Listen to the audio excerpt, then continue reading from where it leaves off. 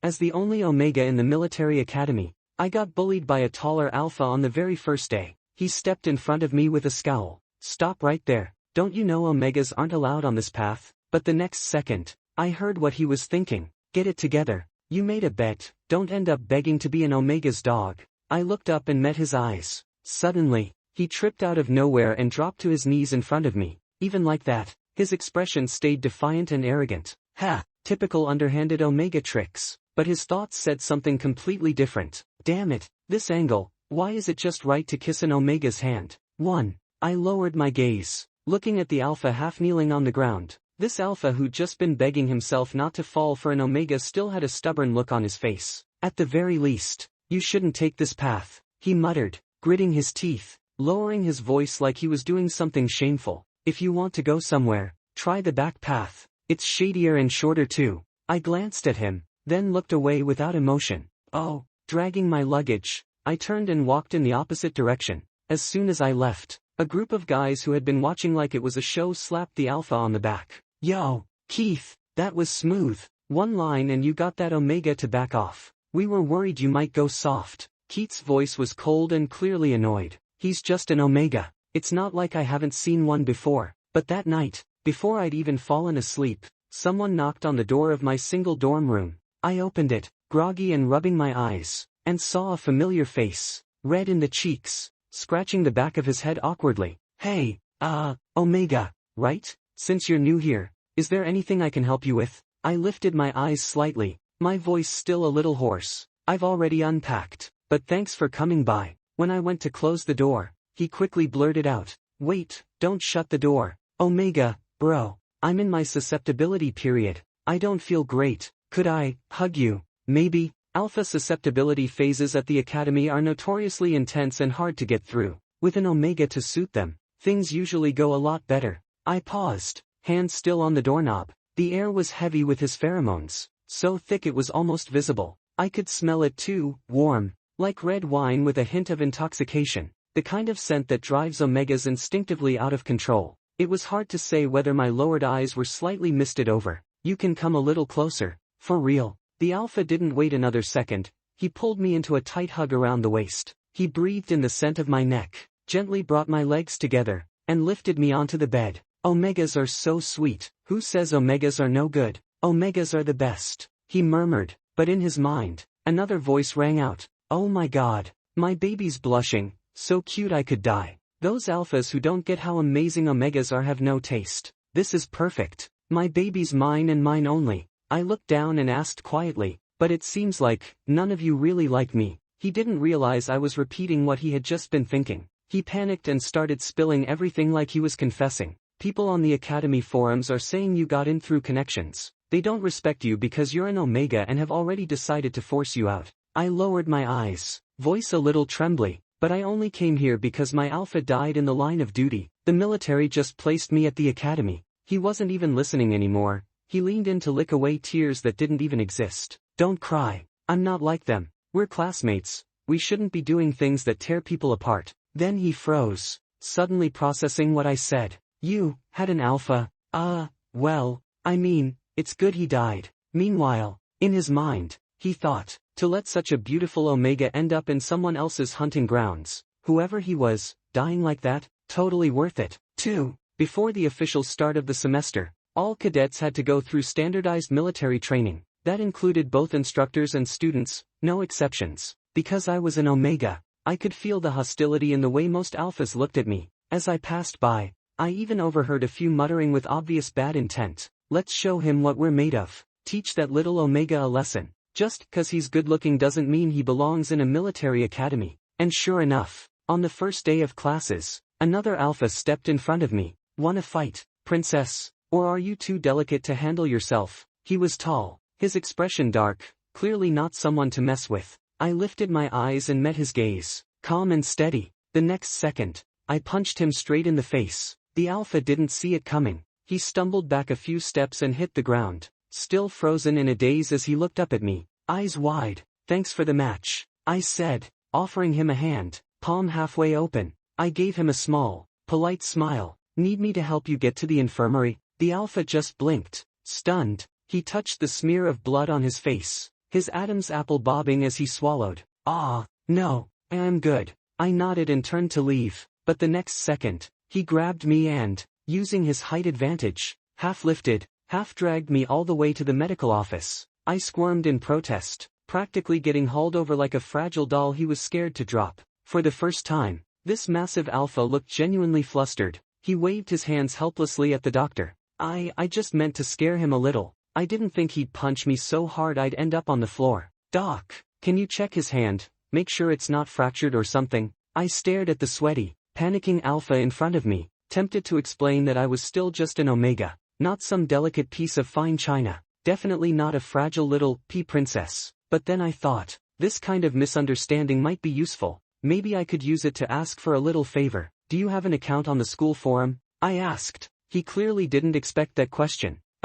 Yeah, I do." I curved my lips into a smile. "Can I borrow it for a few days?" As he handed over his account info, the medical exam came back. "No issues." The military doctor gave us both a look and told us to hurry back to class. When I returned to the training ground, the class hadn't started yet. I sat on a staircase nearby, opened the forum on my borrowed account. The top trending post, a rant, about me. Main post, that new Omega doesn't know his place. Look what he did to Lance, beat him like that. Just wait, he's getting kicked out sooner or later. Ugh, can't stand these Omegas who get in through backdoor connections. Some people even said we shouldn't go too hard or it might weaken our unity. It's just an Omega, not even dogs. Wait, are we seriously kicking him out? But when that Omega goes into heat in your arms with those teary eyes, kinda adorable, not gonna lie. Excuse me, can someone translate this Omega-obsessed nonsense? I get it. Baby looks so miserable but still apologizes and quietly sneaks off to the restroom for suppressants. How is he so soft? I knew it. You degenerates. No wonder his scent's always soaked in alpha pheromones. Is he only your baby? He's everyone's. Okay. Real talk. So none of you are actually united against this Omega. Ha! Does no one care where he came from? He's a direct placement into the military academy. You know, actually, I know a little about that. My uncle works in the military, and he told me something. Spill it already. Don't hold back. Fine. He used to be engaged to a major in the military, an Omega paired with a high-ranking officer, but the guy died in combat. That's why the organization placed him in the academy. No way. Was his alpha that legendary Major Sawyer? Damn, this Omega's got serious game. Wake up, people. What? He's a widow. I like him even more now. At that point, I silently closed the laptop and shut down the forum. Two tall alphas nearby were whispering to each other. Isn't the tactics instructor late on the first day? No way. The academy's rules are super strict. An instructor would never be late. Check your watch again. Maybe we got the time wrong. Just then, someone blew a sharp whistle. The alphas immediately quieted down and lined up in perfect order. Still, no instructor appeared right away. The tension started to grow. Whispers broke out again. Then, a voice spoke. Let me introduce myself. I'm the Academy's new guest instructor for Mecha Combat, Instructor Quentin. My classification ability, listening. I stepped into view on the second floor landing,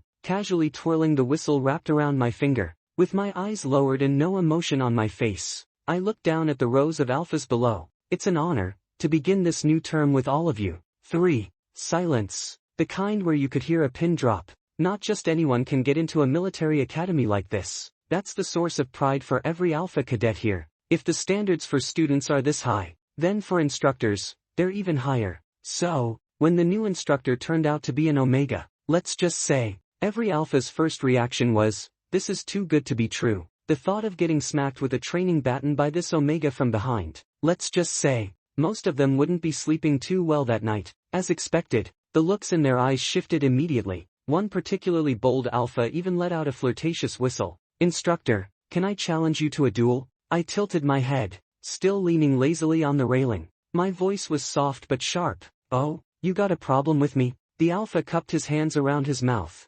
yelling up. His tone didn't sound malicious. No problem, just want to spar a little. Instructor. I nodded. Sure. I walked down the steps. The alpha eagerly trotted ahead of me, like a big dog waiting for praise. What do you think? Do I stand a chance? He asked, tail practically wagging. I glanced at his face, lowered my gaze, and thought for a moment. About a 70% chance. The bold alpha's eyes lit up. Instructor, you mean I've got a 70% shot at winning? I raised a brow, looked him over, and held up my fingers. I meant, I'll need 3 punches. You'll be down for 7 years. 4. There weren't many mechas available on the training field. That alpha had his own and quickly climbed into it, but I was new here and didn't have a mecha yet. I glanced around and finally chose a sleek, jet black one parked in the far corner. Just then, a young mecha technician rushed over to stop me. Wait, instructor, that one belongs to Major Sawyer. I raised an eyebrow, already knowing.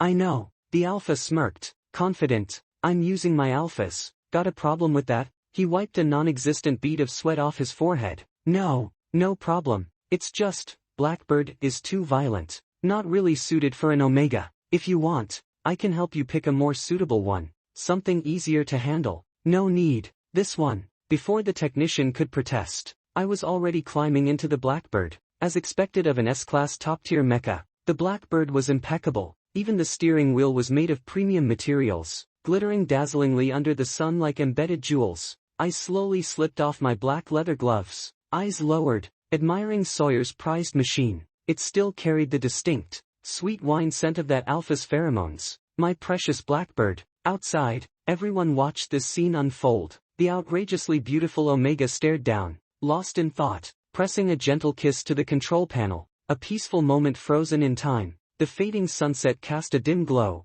highlighting the Omega's thick, long lashes, the aura of a married man practically spilling out. Somewhere, someone's nose must have bled first. A few weaker-willed alphas nearby were quickly swept into their heat cycles and had to be dragged off by military medics for suppressants. The scene got chaotic fast. The noise drew in cadets training nearby, though most just came for the spectacle. I tilted my head, one hand on my headset, ready to start. 5. At the command, the fight began instantly. I gently moved my fingers, piloting the mecha like reuniting with a long-lost friend. The Blackbird was truly one of the best in the galaxy. My gaze hardened as I launched the first attack. The crowd watching grew louder, many cheering, caught up in the excitement. Hit him, little Omega. Go, don't back down. Attack. Instructor. One young alpha was so hyped he pumped his fist in the air. Instructor, finish him. That guy's barely holding on. So focused on the fight. This alpha didn't notice the low, mournful voice drifting behind him.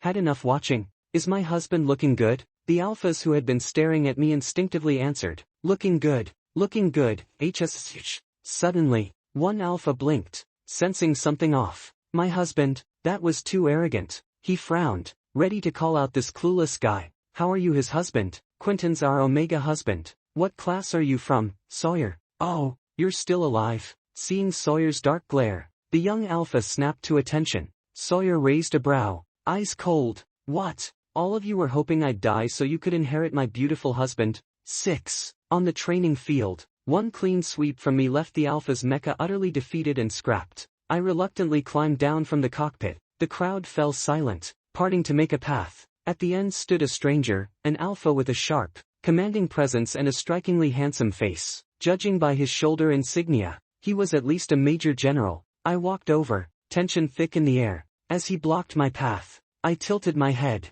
Who are you? The alpha paused, then smirked with no good intention, his smile cold and forced. That mecha you were just using is mine. Another roadblock? I frowned, thinking, where did this troublemaker come from? Doesn't look like a student. My mind raced, instinctively wanting to use my listening ability to get an edge, only to find he was ranked higher than me. I couldn't hear anything, so I had to guess. Your alpha lent it to you, he scoffed, too annoyed even to sound amused. Slowly, he leaned in and whispered right in my ear, voice dripping with ambiguous meaning. Tell me, is it possible I'm your alpha? I lifted my eyes, blinked, then quickly dropped my gaze, nervous. Oh, you're alpha. I kept my face calm, but inside I was a mess. How did he come back? Wasn't the military saying he died foolishly at the front line? No ashes left even. He couldn't possibly be here to claim the Blackbird, could he? My precious. I'd just gotten my hands on it, just started syncing a little with its external mental link. A high-tier mecha, still able to respond so quickly and smoothly after serious damage. It was clear the original owner took exceptional care of it. Such rare devotion to a machine. Too bad he was still alive. I sighed inwardly, about to protest when he spoke again. I can hear you. I blinked, confused. What? He lowered his eyes, a storm swirling inside them. Funny enough, I have a classification ability too. It's listening. Slowly, he peeled off his leather gloves, voice flat, as if emotionless. I heard you heard I was dead, so you went to the military, poured your heart out about me, and asked them to give you a chance to follow in my glory. I was about to cross into the underworld when I heard how much you liked me. Suddenly, I didn't want to die, so I crawled back from hell, but now it looks like you don't feel the same. I'm unhappy, very unhappy. So, he leaned down, whispering a clear, devilish threat. Blackbird, don't even think about it. Even in death, I'd take it with me first. Let's see if you love it enough to die for it. His voice wasn't low, and he didn't try to hide it. Those who could hear were stunned, all thinking the same thing. Nope, I planned a happy reunion, but this is definitely not the vibe. My husband's so mad his nose is red. Do you even know how to treat him right? If not, I'll step in. Huge drama alert. This major general is actually more upset about the mecha than about his husband. Maybe he's the one crying non-stop, about to break without his husband. Both Sawyer and I had that listening ability. Naturally, all these thoughts were clear to both of us. Finally, I clenched my fingers until they turned red, then snapped my head up. Ha! You really think I'm missing a mecha like you? 7. Missing? How could I possibly be missing a mecha? Especially one like the Blackbird, extremely lethal. Ordinary people barely get to see it, let alone touch it. Of course, I was craving it badly. How could it be so broken? I tossed and turned in bed, unable to fall asleep. After curfew, relying on my agility, I jumped through the many checkpoints inside the academy and finally, I collapsed on the Blackbird's control panel, pressing a kiss to its core. Only then did I fall into a peaceful sleep. In the middle of the night, a soft sigh came from beside the mecha, an alpha's gentle lament. Brother, do you think I went too far? I knocked on her door for 3 hours, and she never answered. Sob sob, damn it, the wife I got might be gone now. Guess we'll both be single for life. The alpha sighed deeply, hugging the mecha's exterior, looking as heartbroken as a consort banished by an omega. You think, leaning on the window, he kept murmuring to the machine, until his eyes caught the omega inside. Asleep, eyelashes trembling slightly. Suddenly, he froze. Ignoring all rules about identity, he rushed into the cockpit, scooped the omega up, and started showering him with kisses. I was half asleep, feeling the rough, saliva-dampened tongue licking me a little uncomfortably. I frowned and, still half dreaming, gripped the alpha's shirt nervously. Blackbird, Sawyer's fingers toyed with my hair, teasing me, sticky with saliva dripping from my mouth where his fingers had been. He still held firm to his principle. Blackbird's off limits. I want something else. Brothers in arms don't just give stuff away. Being scooped up with one hand, my legs naturally wrapped around his waist again. Half conscious, I tilted my head and planted a sloppy kiss on his face, purring sticky affection. I don't want your brother. I want the little bird baby. Sawyer suddenly tensed, biting his lip hard. Damn, a man can't say no. The baby was born to be my husband. It's just a bird, not some star or moon. And the baby says he likes it. Sawyer settled with me in the Blackbird's cockpit, fingers interlaced as he activated the deep link mode, trying to guide the mental connection, attempting to fully sync with the Blackbird. But the Blackbird wasn't having any of it. A big red X appeared on the data screen, a cold refusal. Actually, Quentin's mental power wasn't weak either, but Blackbird had been nurtured by the highest level mental strength. If it was anything less, it just wouldn't recognize it. Still, not completely hopeless. Like now, Sawyer said flatly, I suggest you activate the secondary access yourself, connect with my husband's deep mental link, or I'll have to slap you. The red X vanished instantly, replaced by a green checkmark, only that a note popped up next to it, old boss, along with a middle finger icon displayed on the screen. Sawyer ignored it completely. What was the big deal? Brothers were like family, and husbands were like clothes. He happily carried his clothes hanging onto him and walked off. 8. I usually wake up early, but today I was late. The moment I opened my eyes, I met the excited gaze of an alpha who looked like he had been releasing calming pheromones all night. His sexy collarbone and the pale curve of his neck showed a faint but unmistakable mark, an omega's bite. I could almost imagine a proud, strutting peacock in front of me. I made a sound, realizing my own voice was hoarse and rough. Surprising, since I was the instigator. Why am I here?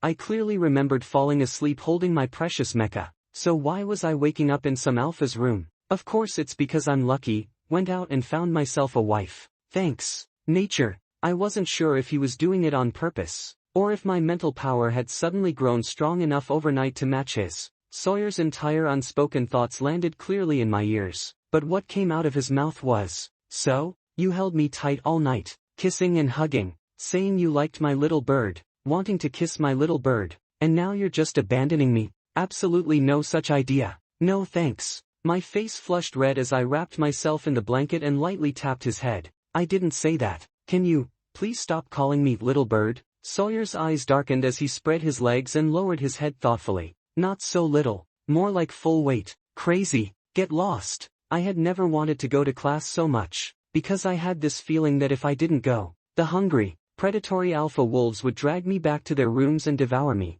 Standing in the training field, whip in hand, I showed no expression as I made the alphas run laps, but in my ears rose their panting breaths. "Is the instructor in a bad mood? Who pissed off the wife? Can you show some respect? Don't ruin our united front of being her loyal dogs. Damn, why does the wife look so good even when she's angry? If I mess up now, can my wife scold me and beat me to death? Don't think about anything. Can't let the instructor know I'm a lustful glutton." Swoosh! I'm sprinting with the instructor in my arms. I'm sucking. I tightened my grip on the whip, ready to lash out, but afraid to make them enjoy it too much. Just then, I noticed a high-ranking officer from the military walking over. I recognized him. He was the one who had come to my home to deliver the news of Sawyer's death. My eyes reddened as I carefully asked, "For me, Sawyer is everything, but he died for the country. I don't know what I can do for him. Can I take his place in the military? I do know something about mechas. There has never been such a precedent in military history, especially for an Omega. I have heard you ranked high in the mecha arena before your differentiation, but you know Omega's bodies can't handle the military's intensity." He flustered. "Please, don't cry yet. I'll consult my superiors and see if we can find a way for you. Sawyer and I were married through family arrangement. Not close. I had only seen his back once, long ago." His combat uniform outlined broad shoulders, the lines sharp and sturdy in the golden light. "After the marriage was arranged, Sawyer came once, but I wasn't there. He didn't wait and went straight to the front lines that night. He died quickly, without remains. After the Blackbird was hit by a missile, it fell at the speed of light. The military's hottest rising star was gone. Later, based on the tenuous connection to Sawyer, the military made an exception and let me become a military academy instructor. Now Sawyer wasn't dead, and the officer had come to find me. Knowing the old story might leak out, I felt uneasy and guilty. "Is there something you need?" The officer came close, but his eyes landed on my pheromone glands, raising his brow meaningfully. "Silent." I frowned unconsciously. "Is there something strange about my scent? Before I left today, I had triple-checked that I wasn't carrying any random alpha pheromones. Even if I had, it would have faded to nothing by now." "No scent." The officer smiled politely. "But today, Sawyer inspected both the military and the academy, and he was covered in your mating pheromones. Until just now, I thought you'd be the one chewed up, but I guess I was wrong. Good news, no lingering scent on me. Bad news, now I was basically showing off writing all over everyone's faces. I could only awkwardly turn my face and change the subject. "So, why did you come to see me?" The officer smiled faintly, expression neutral. "The military regrets that Sawyer did not die as planned. Compensation to your family will not be withdrawn. As for this matter, the military wants to give you a satisfactory answer." "What do you mean, the military regrets it?" I didn't like hearing that. Is this guy sick? If you can't speak properly, just don't say anything. He didn't want to die on me but failed. Why would the military regret that? The officer led me through the heavily guarded military headquarters. After 2 layers of checkpoints, I saw Sawyer sitting inside. He wasn't in combat uniform, so I recognized him immediately. His broad back was scarred, still raw and ugly. Sensing someone entering, he put his shirt on backward quickly. His sharp gaze softened as he turned around. "You, why are you here?" The officer face-bombed and sighed. "To prevent you from being alone. I brought him here. You explained to him yourself." Sawyer paused. My wife. I wasn't supposed to become a widower on purpose. The military faked my death at the front line to infiltrate enemy territory, top secret. I had to carry it out immediately." I looked at him. "Then why are you showing up at the academy?" I didn't believe Sawyer disrupted the plan just because of me. He's too high-ranking to fuss over trivial feelings. If so, I truly misunderstood him. "Sure enough," Sawyer said, "the plan was leaked. My superiors told me to come back and catch the mole." I was silent a moment, then smirked. "You just told me that without worrying that I might be the mole." I laughed. "Don't you know the prettier the Omega, the better they lie? Sawyer lowered his eyes and pressed his lips into a thin line. Just as I thought he would question me, his eyes suddenly brightened. Wife, why didn't you tell me earlier? How's your family compensation? My cold gaze lifted strangely, but I saw someone already had his arms around my waist, rubbing up against me skillfully. If I'd known, I wouldn't have worked so hard. Too much work and little pay here. If I could live off my wife's soft money, I wouldn't want to work at all. Suddenly a loud cough came nearby. The silent military official covered his mouth, holding his fist. Please treat me like a human while you're spitting dog food. There's still a living person here. Thanks. I remembered there was someone else in the room and shyly tried to struggle out of the alpha's embrace. Interrupted. Sawyer frowned and looked at him, cracking his knuckles. All right, wife. I'll handle him first. Then we continue. Military officer, love really makes people blind. So the officer politely put on his earpiece and left. You don't really have to treat me like a human. Please continue. Thank you. 9. Since he was here to catch the mole, of course the bigger the show, the better the effect. I had just stepped down from the mecha I'd been demonstrating to the cadets when someone shouted, Quentin, your boyfriend's here to pick you up from class. I glanced over and sure enough, it was Sawyer. As I walked around the corner, he spun me around and pulled me into a hug. He grabbed my wrist and pressed me single-handedly against the wall for a kiss. Give me a kiss. Let me, you know. His rough fingers left red marks on my pale wrist. I tried to pull away, but he gripped tighter, his cool lips coming closer for more. I mumbled in response to his kiss, asking, who pissed you off? Sawyer, slightly breathless, met my gaze. Do you know what they call me? I lowered my eyes, my breath catching slightly. What? Sawyer sounded annoyed as he began counting on his fingers. They call me, the guy who stole my wife, the man who can't keep his own wife, a weak rival in the mating game, a hopeless house husband. After going to war, will my wife just run off with someone else? After all, I don't even have official status yet. Oh, so this was about wanting status. I smiled slightly and looked up at him. Haven't I already admitted out loud that I'm your family? Sawyer looked incredulous. When?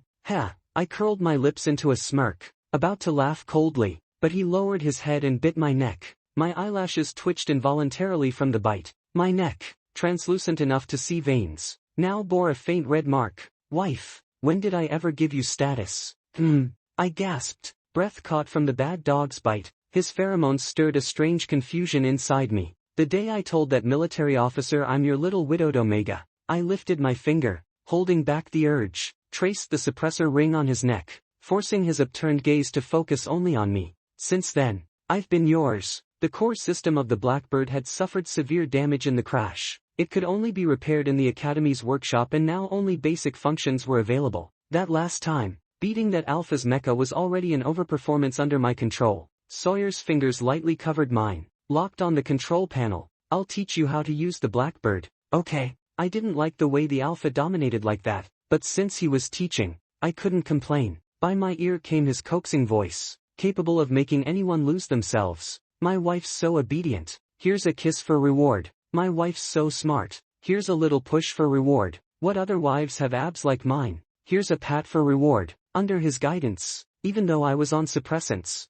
I went into heat early in the Blackbird. I melted into his arms like water, eyes slightly red, pinned down in the cockpit, hugged and kissed by the impatient Alpha. Just before he went too far, I barely found some remaining rationality. If you mess up the Blackbird, we're not done. Sawyer seemed taken aback, slowed his belt undoing. He lowered his eyes, ready to say something. Wife, am I really still less than? I didn't look at his face, turning my head aside, closed my eyes and found a position easier for the Alpha to use me, softly saying, take me to your restroom, don't let anyone see, whatever you like, as long as it's not too much, we can play however you want. 10. They caught the mole. It turned out another high-ranking officer in the military tampered with the mecha, nearly killing Sawyer there. After the mole was caught, that side tore up the relationship, sent troops, and came fiercely. Sawyer had to go to the front line again as the vanguard. That day, he didn't leave a lifelong mark on me, only bit my neck as a temporary mark, without injecting his pheromones into my glands, leaving no trace. In moments of passion, he whispered in my ear, Wife, I really want to make you mine so no one else can want you. He lifted my hair and blew gently by my ear. But what if? I can't bear to let my wife take suppressants her whole life. I don't know why, but I bit his gland fiercely. He indulged me, letting me mark him in an unerasable way, but I spat it out. Alpha glands don't taste good at all, hard and yucky. I lowered my eyes disappointed. Come back alive. Sawyer kissed my forehead. After Sawyer left, my life seemed to return to normal. Dorm, classes, training, same old routine. I didn't understand, this was exactly the life I wanted before, but without him, it all felt dull. Sawyer didn't take the Blackbird. The core system was still under repair. It wasn't battle ready, so he left it to me. The Blackbird's core was finally fixed by the best repairman, but the supply line was cut, so it couldn't be transported to the front. During a high-level military meeting, I pushed open the military's doors and looked at the Supreme Leader expressionless.